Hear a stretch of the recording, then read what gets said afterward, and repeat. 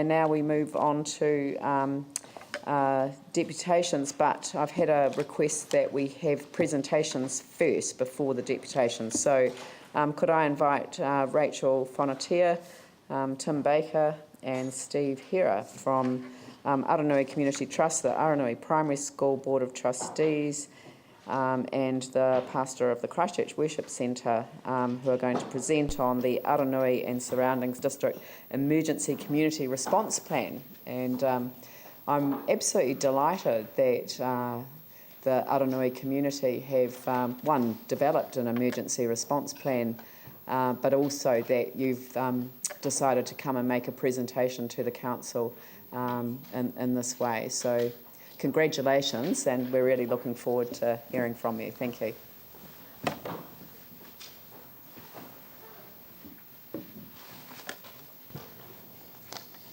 Hi, good morning, the Mayor and the councillors.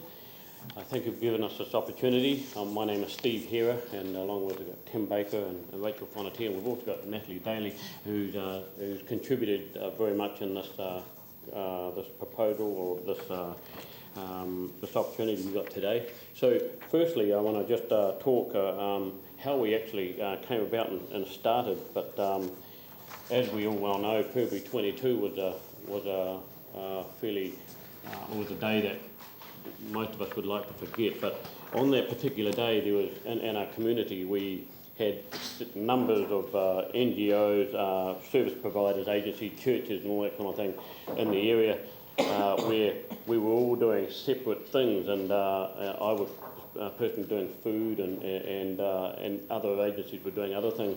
And it wasn't until after that period, the major period of the earthquake, that we realised that maybe we should come together and join forces. And so we did that a matter of weeks after the February 22 earthquake. And so we started by bringing all our agencies together, and we felt there was a huge urgency to maybe, should this develop or grow if this happened again, would we be ready? And so we've put together a plan where we feel I think you'll be impressed by the plan that we're putting together. How we as a community have worked. We're looking at 4,500 homes where we're affecting these homes, where we can update them, and should something happen in the area, that we know that we will be prepared. So this morning we want to bring that to you. The Aranui Hub was formed from the earthquake, and it was again the services of the providers and the NGOs, the agency, churches, church group, and the purpose was to continue to get together, and we still do that today, and we get together every Tuesday. So one need identified was the need to be prepared for a future emergency situation. Subcommittee decided to develop a plan. Here's our plan.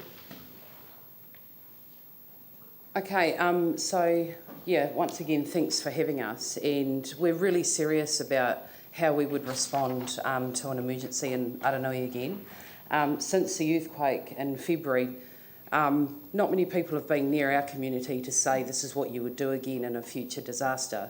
So we've decided together as a unit to do it for ourselves and lead something ourselves, which won't be perfect and it won't tick every box by civil defence's measures, but we will be more prepared in Aranui if something happens again. So we were very quick to respond in the earthquake to our community, purely because the Aranui Community Trust is a community development organisation that had been going for 12 years. So we already had a lot of networks, and we were able to respond quickly to the community, and we were able to form our hub group, which was the earthquake hub group that met every week after February, and we were able to form a subgroup of that, of interested people that wanted to work on an emergency plan with different people that were representative at the table.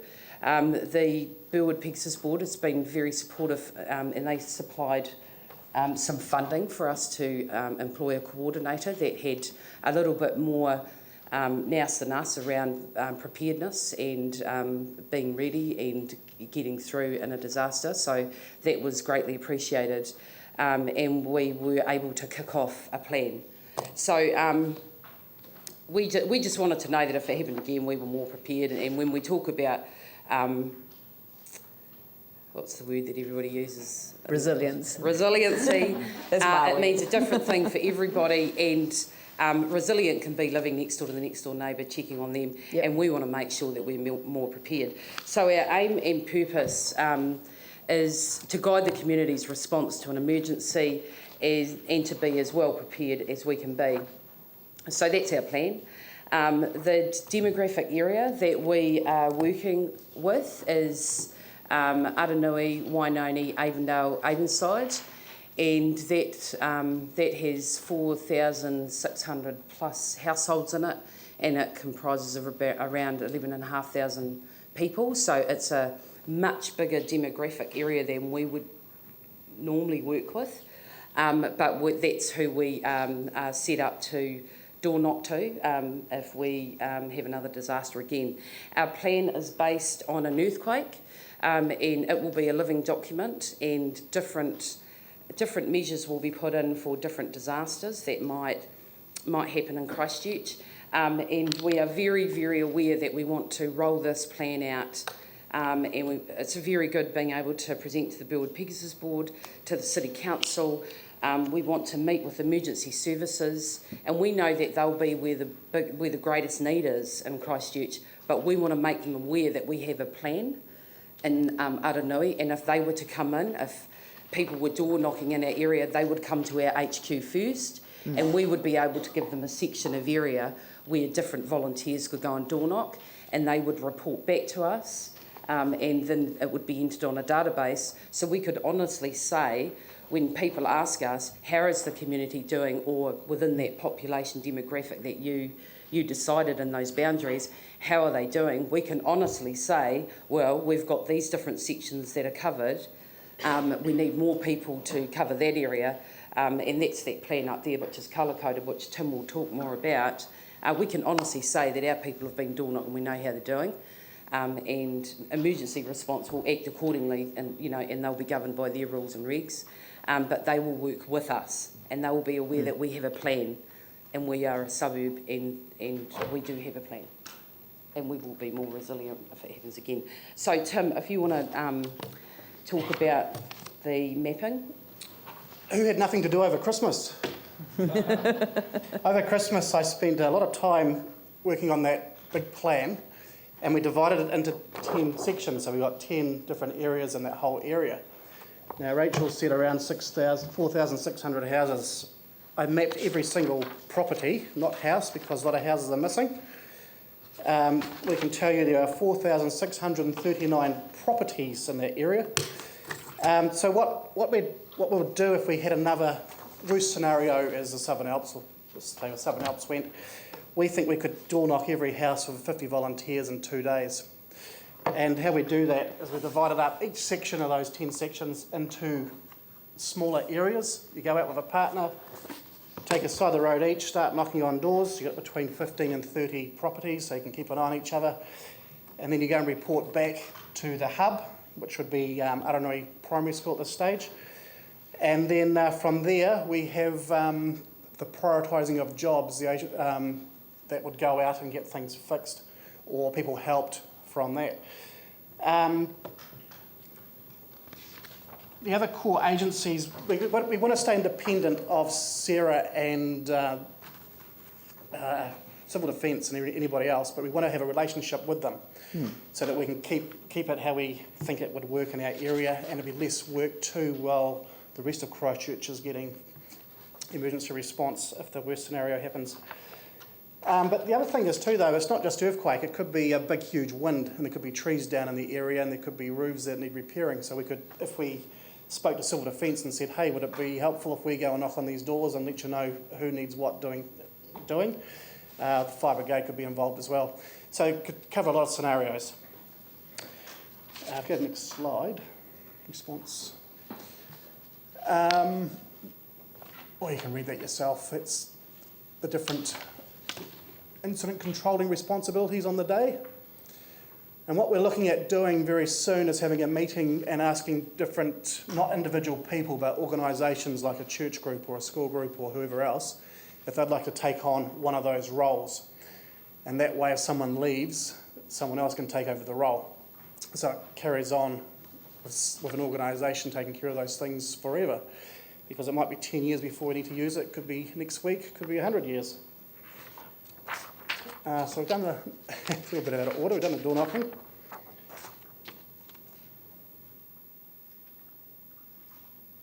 So we've just got the funding, like we said before, about a shipping container, and that's going at Aranui Primary School. We've just got to organise what's going on in it and some fencing and bits and pieces. That'll be up soon. What? We've received funding from council to purchase some containers that will be at that hub, and that will have lots of bits and pieces in and around response to a disaster. If we're not able to get into buildings, we'll be able to operate. We'll just flip the doors open and we will have stuff in there that will enable us to work with the community to its next stages. Yeah. So that would include a generator and things like that? Yeah. Yeah. Next January, February, the pigs are going in for the new community centre in Aranui, Wainoni, and that's also going to act as a civil defence hub sort of thing. It's going to be a very resilient building. Like, if a generator was trucked in or airlifted in, we could plug it in. It'll be a self-sufficient building. So that's where another 18 months we should be operating from. The other thing is the communication to the community. We thought, how do you long term, how do you communicate to the community, make sure people are prepared or let them know as much information as practical. So we're working on a calendar, and we're going to put 4,500 calendars out in the area, and on there will be a photograph of something, but there'll be information about preparedness to do with water, pets, food, all that sort of stuff. And then on the inside back pages will be a list of information about the hub, what they can do to help in an emergency, like talk to your neighbours first, find out how they are, then let us know how you and your neighbours are, what needs there are, things like that. So that's going to be a very important back couple of pages we've got to design shortly. And we're looking for sponsorship. We've got 2 sponsors so far, looking for 2 more. Well, I think that's enough to talk about. I think we should just take questions now. Phil and Tim? Thank you very, very much. That is truly impressive, what you've described to us, and very timely, I think, in terms of, like, from the flood task force plan, community sort of emergency response wasn't included as part of that. It clearly needs to be, and is currently going to be, a further piece of work. But I think you've got an outstanding model, and there are ways that will, I'm sure we should be able to incorporate civil defence and emergency services with you. So it's really just how I think you as a community board based and community, with your plan having come from the community, how in fact we can reinforce that with sort of really metropolitan services, including civil defence. I just made that comment to you, really. Yep, thanks. Yep, Tim? You mentioned sponsors. I mean, this is absolutely fantastic. What are you targeting specific sponsors, or are you just looking for general? What are you looking for? For the calendar, it's about $14,000 to put 4,500 out. That's in grayscale. So we've got 2 sponsorships. One is the Lions Foundation. Lions International. Lions International, sorry. They're prepared to pay $3,500. We've got a real estate agent who's prepared to pay $3,500. If you're selling your house, give me a call. I wonder which one. And we're approaching 2 others as well. And if they say no, we'll look at others as well. So specifically for the calendar rather Or than the calendar. the equipment going into No, that's the been container. provided by the community board. Okay, great. Yep. Thank you. Yeah, we're granted $12,000 for the container and a bit of advertising and things like that. Yeah. Glenn? Thank you. Thank you. Obviously, as a member of the board, Dave and I have known about this all along, and very proud of all of you. And I see this as a template for the city. And I love the way you say you'll inform other agencies, because that totally flips the pyramid of power. There's just one outstanding curiosity I have, and that's over dealing with these different chains of command that you get with, and I hope this isn't drilling down too much, but at the time of emergency, how you deal with, you know, the armed services and then the emergency services, because their chains of command don't match up. And have you had any further thought on that? What is in the next stages is around meeting with the heads of those departments and forces, and what will happen is it's just that they're aware, and if they need to come into our area, they'll be aware that we're there and they'll come and see us first. So they'll send whoever in they want, but. And we hope that I mean, offer to help us as well. I'm just recalling that frustration of the corporal in Horseshoe Lake with a truck full of chemical toilets, and we're all ready to go, and they said, oh no, sorry, I have to go back to Middleton to get the order to then distribute these. Yeah. So it's kind of cutting through all that stuff so that we can get that. Well, the good news is too, we're going to have brand new sewer systems within a year. Well, I mean, for example, it took 14 days to get a toilet out to Aranui, and people thought we were crying on the media about that, but that's the facts. It took 14 days, and we couldn't understand how logistics and civil defence couldn't sort that out. When we had other people calling from other areas saying, come and pick the toilets up, just take them, we don't need them. Yeah. So it's just about making people aware of what's out there and And how I think, better to and I think the reason why we're here is we're making this aware to you that we have an organisation or a team of people, an agency, churches and the like that are ready to come together should there be a disaster, and we're hoping that you'll hear that and maybe give us a call so we can be part of that. It'd be interesting for you to know, if you don't know, in the Biwa Pegasus ward, there's roughly 26 worship-based foundations, churches and things, but something like 18 of them are in Aranui Wainoni. So we have a lot, and we've got a lot of schools at the moment. We're going to have one big school soon, but we've got lots of schools. So there's a lot of different agencies in the district, so it makes it unique to the rest of Christchurch. I think that the way that you've also expanded out to take in the wider catchment makes good sense too, because obviously that's seeing, you know, the centre of this kind of hub, but then radiating out across a wider area. And I really like the fact that, I mean, was it 4,500? Sounds, you know, it sounds really manageable, you know, as a group. But then what I'm hearing is that you're not just a conduit for information into the community from the services, the emergency services, but actually you're a conduit of information out into those logistics coordinators so that they know where to get what to and when and how. So, and then you become an important part of that distribution mechanism. I mean, we've all got our stories, you know, but my favourite one was driving down Pages Road and seeing the army truck with the chemical toilets as they were distributing them. And so stopping to sort of say, oh, you know, good on you guys, you know, blah, blah, blah. And these people from Knightsbridge Lane coming down the street and saying, you've left us out. And them saying, but you're not on our map. You're not on our list.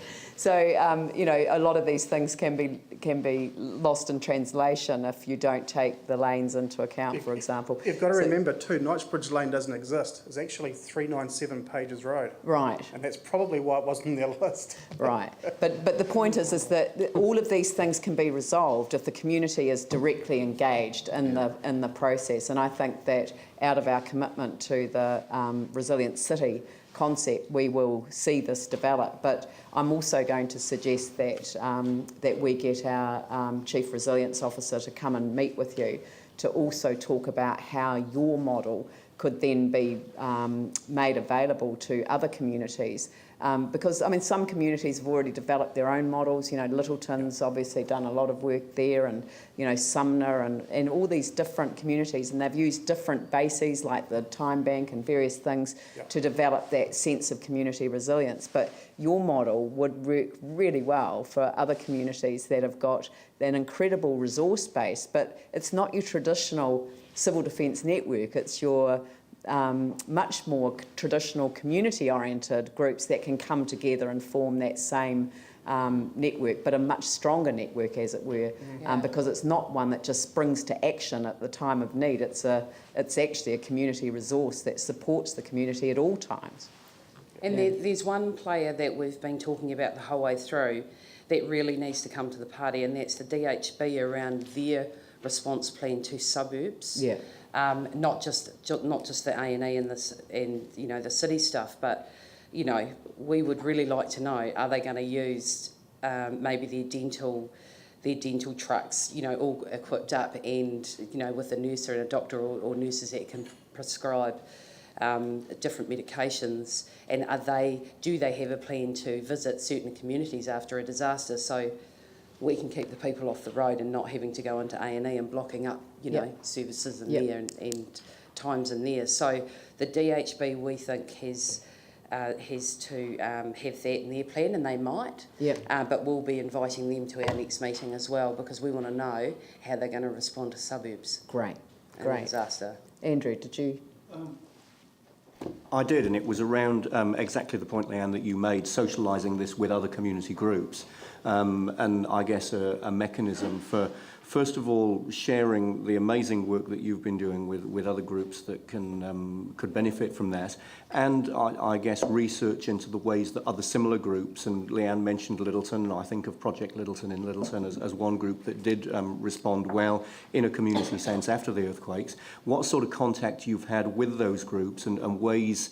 And Leanne's obviously made the suggestion about using our Chief Resilience Officer as one method of doing that, ways that you can socialise this or methods for sharing this with other groups so that we can get the benefit of this amazing work that you've been doing right the way across the city. Yeah, there was a meeting about 3 or 4 weeks ago at council for those groups, and each presenter had a 10-minute time to present. There was about 7, I think, presented, and we learnt information that they were doing that we thought great, and the other way around too. That will be ongoing. I think the next one's in about 3 months. Yeah. We've got links with them anyway. We work with Littleton and Sumner and the other districts as well, and we'll be inviting them into the special meeting that we're having in a couple of weeks, just to show them. Yep, we're running out of time. Yeah, okay. So look, thank you very much. That was an incredibly impressive presentation, and we look forward to seeing this, as part of our new focus on resilient cities. So that's great. Thank you. Thank you for your support with the Waitangi Aranui Family Centre. That's now down and flat, and will be hitting the ground in January, so thanks. Excellent. It's good that it's going to be part of that whole hub. Okay, deputations. The Renewables Motueka haven't been able to attend the meeting, and so therefore we will just simply table the written submission from them and deal with that when we get to the specific item on the agenda. I'm not sure. We don't need to pass a resolution in relation to that presentation we just had, do we? Just receive it. Okay. So, Glenn Livingston and seconded David East that we received the presentation from the Aranui community group. Yeah, I just wondered how far to push it. I mean, do we look at a recommendation over a template for other communities? No, but other communities I think are communities different, will work with them. So Yeah. I just think, well, maybe you want to say, and we'll refer it to our Chief Resilience Officer in order to include within the... Also include discussion at the community board chairs meetings too, so they socialise it with and so the template is used. Okay, yeah. And, okay, so refer to, the Chief Resilience Officer and the Community Board Chairs meeting. All right, so I'll put that resolution. All those in favour say aye. Those opposed say no. That's carried. And now could I invite Ray